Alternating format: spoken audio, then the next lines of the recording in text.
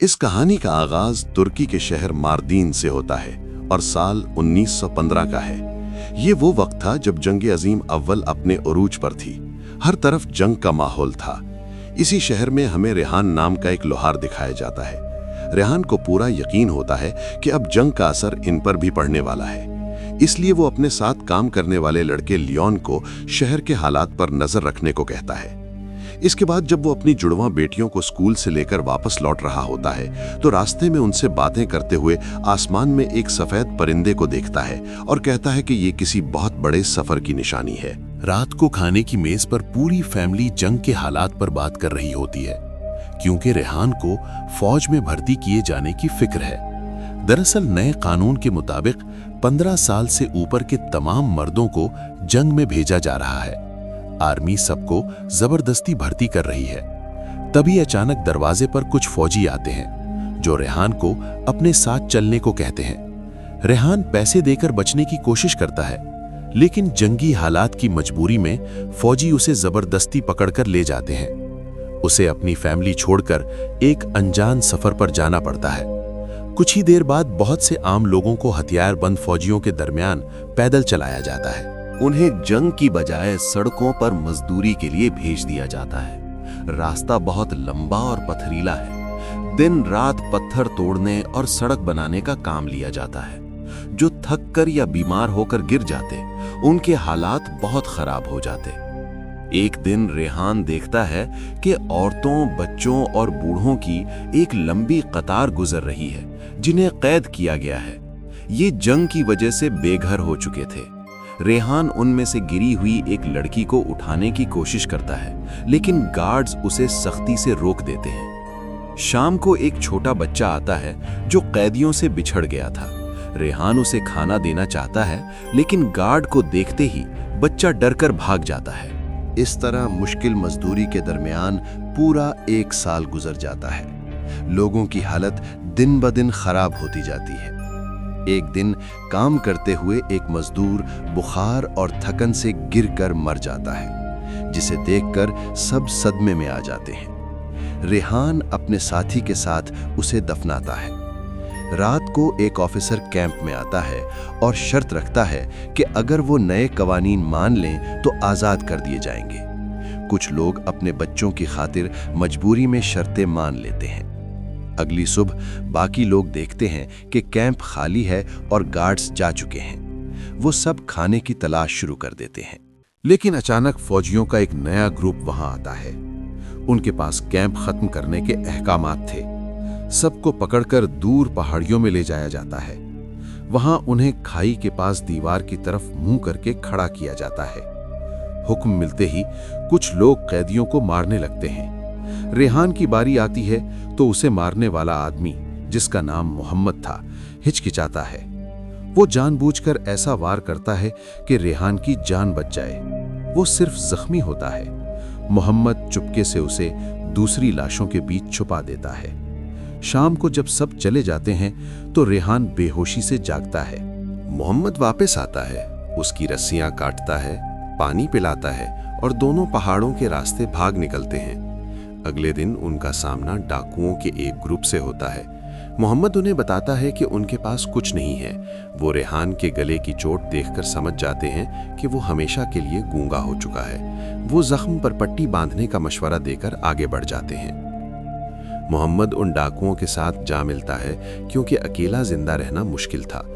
इसी दौरान रेहान का एक पुराना गाहक पकड़ा जाता है जो मदद मांगता है, लेकिन रेहान उसे याद दिलाता है कि उसने अमीर होकर कभी गरीबों का साथ नहीं दिया, इसलिए वो उसकी मदद नहीं करता। एक आदमी रेहान को बताता है कि उसका शहर तबाह हो चुका है और उसकी फैमिली को जबरदस्ती कहीं और भेज दिया गया है। अब रेहान का एक ही मकसद है, अपनी बीवी और बेटियों को ढूंढना। लूट का माल बांटते वक्त रेहान बगैर हिस्सा लिए आगे बढ़ जाता है। डाकू उसे कपड़े देते हैं ताकि वो अपनी पहचान छुपा सके, और मोहम्मद उसे अपने जूते दे देता है। मोहम्मद की ये वफादारी देखकर रेहान की आंखों में आंसू आ जाते हैं और वो उसे गले लगाकर रुखसत होता है। रास्ते में एक खौफनाक रेत का तूफान आता है, जिससे बचने के लिए वो कपड़े में लिपट कर लेट जाता है। तूफान रुकने के बाद वो आगे बढ़ता है और एक कुएं तक पहुंचता है, लेकिन उसका पानी खराब हो चुका होता है। मायूस होकर वो आगे बढ़ता है। उसकी पानी की बोतल खाली हो जाती है और भूख से उसकी ताकत खत्म हो जाती है। वो थक कर रेत पर गिर जाता है और उसे लगता है कि अब मौत करीब है। बेहोशी में उसे अपनी बीवी नजर आती है, जो उसे हिम्मत देकर उठने और बच्चों को ढूंढने को कहती है। ये ख्याल उसे नई ताकत देता है और वो किसी तरह उठकर एक दूर बने पनागुज़ीन कैंप तक पहुंच जाता है। वहां वो मालिक को अपना छुपाया हुआ सोने का सिक्का देता है और थोड़ा सा खाना हासिल कर लेता है। खाना खाते वक्त एक लड़की उससे इल्तिजा करती है कि वो उसे यहाँ से ले जाए, लेकिन मालिक उसे डांट कर भगा देता है। रेहान को बहुत बुरा लगता है, लेकिन वो मजबूर है। आगे बढ़ने के लिए वो रेल की पटरियों का रुख करता है। रास्ते में बच्चों का एक ग्रुप एक बूढ़ी औरत के साथ चल रहा होता है। वो उनका पीछा करते हुए दूसरे पनागज़ीन कैंप में पहुंचता है, जहां सिर्फ औरतें, बच्चे और बूढ़े हैं और खाने को कुछ नहीं। भूखे बच्चे उसे घेर लेते हैं और वो अपना बचा हुआ पानी उन्हें दे देता है। कैंप में हर तरफ भूख और बीमारी से मरे लोगों की लाशें पड़ी हैं। इन्हीं चेहरों को ढूंढते हुए उसे अपनी बीवी की बहन मिलती है, जो मौत के करीब होती है। वो बताती है कि उसके सामने पूरी फैमिली बहुत दर्दनाक तरीके से मर गई। ये सुनकर रेहान टूट जाता है। मरने से पहले वो औरत उससे इल्तिजा करती है कि उसे इस तकलीफ से निजात दिलाए। काफी देर सोचने के बाद रेहान मजबूर होकर उसका गला दबाकर उसे हमेशा के लिए उस दर्द से आजाद कर देता है। अगली सुबह वो कैंप से बाहर निकलता है और गुस्से और दुख में आसमान की तरफ पत्थर फेंकता है। वो चीखना चाहता है, लेकिन आवाज नहीं निकलती। एक गार्ड उसे देख लेता है, लेकिन रेहान वहां से भाग निकलता है और रेल की पटरियों की तरफ दौड़ पड़ता है। वो पटरी पर अकेला भटक रहा होता है कि पीछे से एक धीमी चाल में ट्रेन आती है। वो मौका देखकर खुले डब्बे में चढ़ जाता है। कुछ दिन बाद ट्रेन चेक पोस्ट के पास रुकती है, तो वो पकड़े जाने के डर से चलती ट्रेन से कूद जाता है। गार्ड्स उसे देख तो लेते हैं, लेकिन पीछा नहीं करते। आगे भटकते हुए उसे आमिर नामी एक रहमदिल अरब मुसाफिर मिलता है, जो उसे खाना खिलाता है। रेहान इशारे से उसे बताता है कि वो गूंगा है।